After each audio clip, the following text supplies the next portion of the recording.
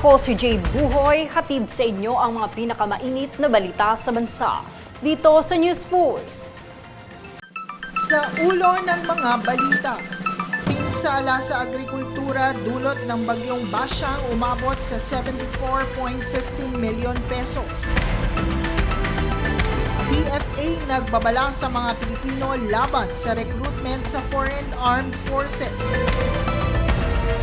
Hustisya sa mga biktima ng lumubog na barko sa Basilan, panawagan sa Senado. Suporta sa resolusyon kaugnay ng WPS, inihayag ng makabayang grupo. China, hangad ang matatag na paglago ng bilateral relations sa Pilipinas. Patas at pantay na balita, komprehensibong ulat para sa pulso ng masa. Ito ang News Force. Para sa unang balita, itinaas na sa 20 million pesos ang pabuyang iniaalok para sa sinumang makapagbibigay ng impormasyon na magreresulta sa pagkaaresto ng negosyanteng si Atong Ang. Ito ay ayon kay Interior and Local Government Secretary John Vic Remulla. Sa isang press briefing sa Quezon City, sinabi ni Remulla na kukunin ang pabuya mula sa confidential funds ng Philippine National Police at ng Department of the Interior and Local Government o DILG para sa naturang kaso.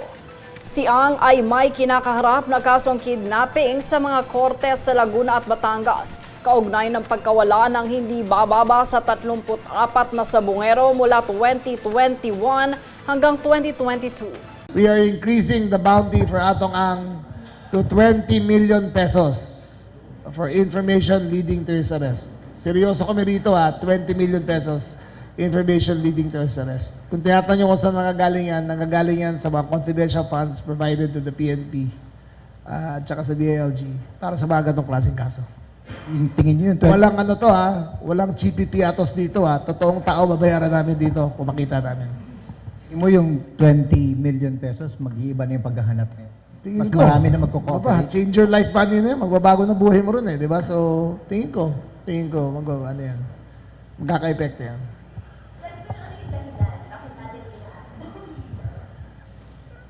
Kung pumatay ka ng 100 tao at may bilyon-bilyon kung pesong pera nakatago at kala mong hindi ka accountable sa batas, may darating rin yung araw mo.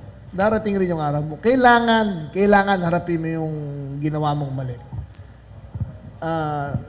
Napakarami niyang pera. Napakarami niyang pinatay. Napakalaki ng kinita niya. Siguro naman, in the interest of justice, kung yung mga nagnanakaw nga ng lotion, kinikulong natin sa Quezon City Jail ng 6 na buwan, ito, bilyon-bilyon ng kinita, daan ng pinatay. Dapat naman managot siya. Hindi naman pwedeng porque may pera siya, makakawala siya habang buhay. Samantala, umabot na sa 74.15 million pesos ang tinatayang halaga ng pinsala sa sektor ng agrikultura sa Mimaropa, Western Visayas, Northern Mindanao at Caraga dulot ng bagyong Basyang at Shearline.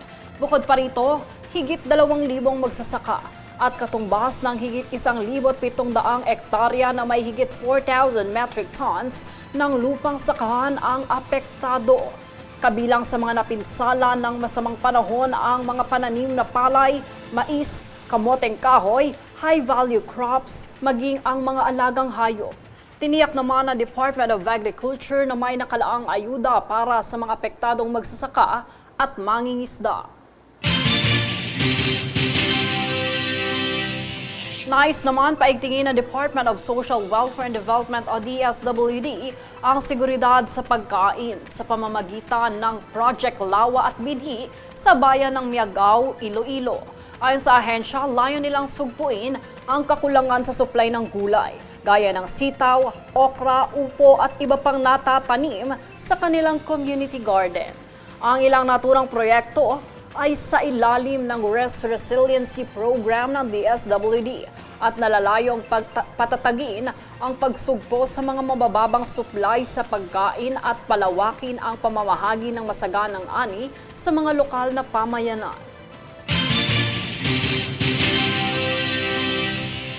Sa ibang balita, nagbabala ang Department of Foreign Affairs o DFA laban sa mga Pilipinong naghahanap ng trabaho sa ibang bansa ukol sa mga job offer na posibleng palihim na may kaugnayan sa Foreign Armed Forces. Kasunod ito ng kumakalat na video sa social media kung saan ayon sa isang OFW na recruit siya para sa isang logistic role.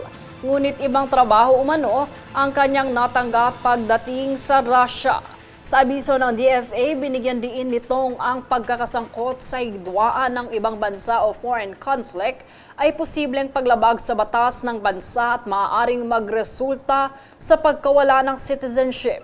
Paalala ng ahensya, beripikahin ng maigi ang job offers, recruitment agencies maging mga employer sa Department of Migrant Workers o DMW at maging mapanuri laban sa mga iligal o mapanlinlang na recruitment upang hindi malagay ang buhay at kapakanan sa seryosong panganib.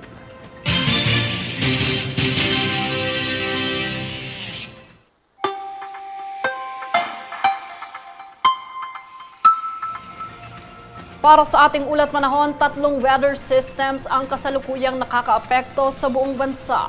Mataas na tsansa ng pag-ulan ang posibleng mararanasan sa Eastern Luzon at Visayas. Ito ay dulot ng shear line.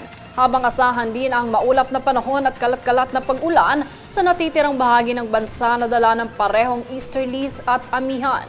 Kasalukuyan namang walang inaasahang sama ng panahon ang mabubuo o pumasok sa Philippine Area of Responsibility sa mga susunod na oras.